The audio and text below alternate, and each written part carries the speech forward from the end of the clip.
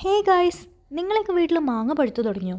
ഞങ്ങളുടെ വീട്ടിൽ ഇന്നാണ് ഫസ്റ്റ് മാങ്ങ പഴുത്തത് കേട്ടോ. അതായത് നമ്മൾ മാങ്ങയൊക്കെ ചെനച്ചു തുടങ്ങിയിരുന്നു. ഇന്നാണ് നമുക്ക് പഴുത്ത ഫസ്റ്റത്തെ മാങ്ങ കിട്ടിയത്. ഉമ്മ പുറത്ത് കുറച്ച് വേലി വെട്ടൽ അങ്ങനത്തെ പരിപാടിയിലായിരുന്നു. ആ ടൈമിലാണ് മാവിലേക്ക് നോക്കിയപ്പോൾ ഒരു മാങ്ങ ഈ ഒരു കളറിൽ നിൽക്കുന്നത് കണ്ടത്. അപ്പം തന്നെ ഞങ്ങളത് അടിച്ചു പറിച്ചു. മുറിച്ചൊക്കെ നോക്കുമ്പോൾ അടിപൊളി മണമൊക്കെ ഉണ്ട് കേട്ടോ. പുഴും കാര്യങ്ങളൊന്നുമില്ല. അപ്പോൾ കഴിക്കാൻ സൂപ്പറായിരിക്കും എന്ന് വിചാരിച്ചു. നമ്മൾ വിചാരിച്ച പോലെ തന്നെ നല്ല അടിപൊളി മാങ്ങയായിരുന്നു. നല്ല മധുരം ഉണ്ടായിരുന്നു.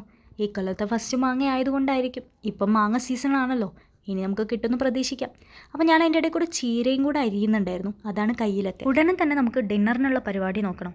ചീര അരിഞ്ഞു വെച്ചിട്ടുണ്ടല്ലോ, അത് ഉപ്പേരിയാക്കണം. പിന്നെ നല്ല കുഞ്ഞൻ മത്തി കിട്ടിയിട്ടുണ്ട്, അത് കറി വെക്കണം.